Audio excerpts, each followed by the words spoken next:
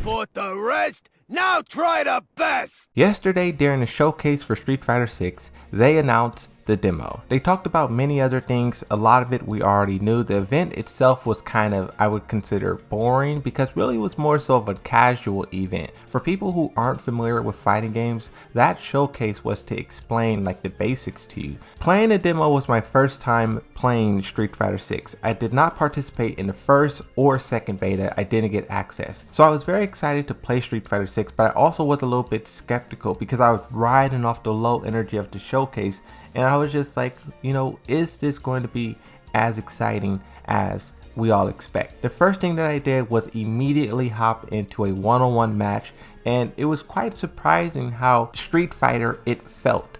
If you play Street Fighter 4 or 5, I was a big fan of Street Fighter 4, so I will compare it to that one. I didn't really touch Street Fighter 5, but if you played Street Fighter 4, Ryu feels like Ryu, and even Luke, a character I never played before, I barely seen any gameplay of his, he was pretty easy to pick up as well. And sort of towards the end of day one of me playing a demo, I was more preferring Luke over Ryu, but definitely as I played the game more and more, learned about the drive impact, the parries seemed really OP at the start.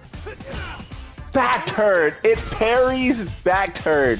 What the heck? What the? Wow! That is crazy! Street Fighter 6 definitely has a lot of potential, even though I'm just scratching the surface, barely. I can see the many different layers of gameplay and complexities, and even with all the beginner-friendly inputs and controls, it's still a very complex game, and I can see what they're building the game up to be. And in this video, I want to talk about how that stacks up to Tekken 8. Now, I have not played Tekken 8, I only seen gameplay and trailers, but one thing that I constantly was doing as I was playing Street Fighter 6 was thinking about Tekken 8. I couldn't help but think how the drive mechanic, it seems like it's very similar to the heat system. Like the drive allows you to be more aggressive, it allows you to turn the tide of battle. It's a meter that starts off full and then it's emptied the same way heat does. And I just wonder like how different they will be, because this is the core mechanics of both games. And I don't think there's ever been a Street Fighter and Tekken that shared core mechanics in this way. Now, whether or not the heat system, because once again I haven't played it, is actually like drive, that is yet to be seen. But I definitely want to play Street Fighter 6, learn more about the game, more about the characters, the lore, the world. And speaking of the world hub. This was actually kind of disappointing. The World Hub was something I was very excited about when it was first shown. It got me really excited and I wanted to see Tekken 8 do something like it, but actually playing the World Hub, it felt like it just lacked personality. As I ran around the world, the NPCs just seemed so NPC. Can I get hit by a car? No, you can't get hit by a car. Oh, yeah, see, that was close. I almost got hit. Me personally, I don't see myself being too ingrained in the World Hub, especially seeing that the story there, it doesn't seem like it's canon. See, you see, this is the actual story right here. Arcade, and it says story. And that's what I'm going to be dissecting and analyzing and making videos about. The World Hub kind of just seems like this place for fun where people just play the game, button mash, run around and explore, which is cool, but that's not what I really look for in Street Fighter. This is the real game. Fighting Grounds, this is the real game. This World Tour, I don't know what that is. The character creation mode was very detailed and was very cool, but for some reason I just found it so stressful trying to figure out what I want my character to look like. Oh my god, this character looks stupid. This character looks stupid. We messed up. We messed up, bro. He looks horrible. This time around, the competition between Tekken, Mortal Kombat, and Street Fighter is definitely going to be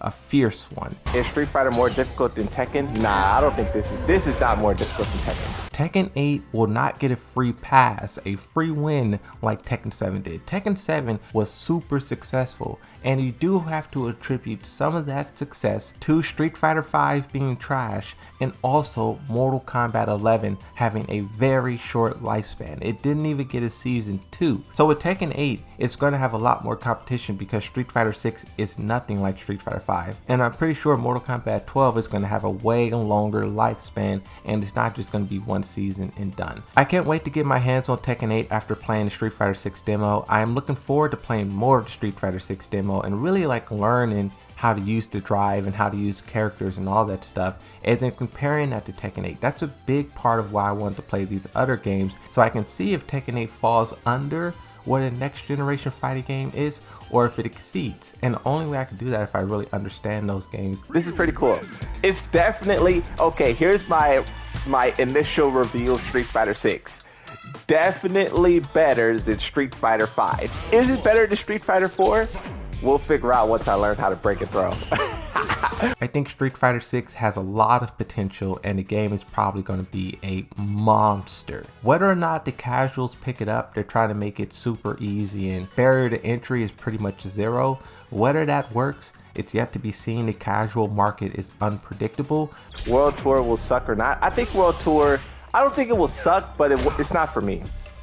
World Tour is definitely not for me. But the hardcore Street Fighter players, they're definitely going to play this game, and you're definitely going to see it at EVO every year without a doubt. That's pretty much it for this video. Make sure you subscribe to the channel, leave a like on this video, and I'll see you in the next one. Thank you for watching, and bye bye.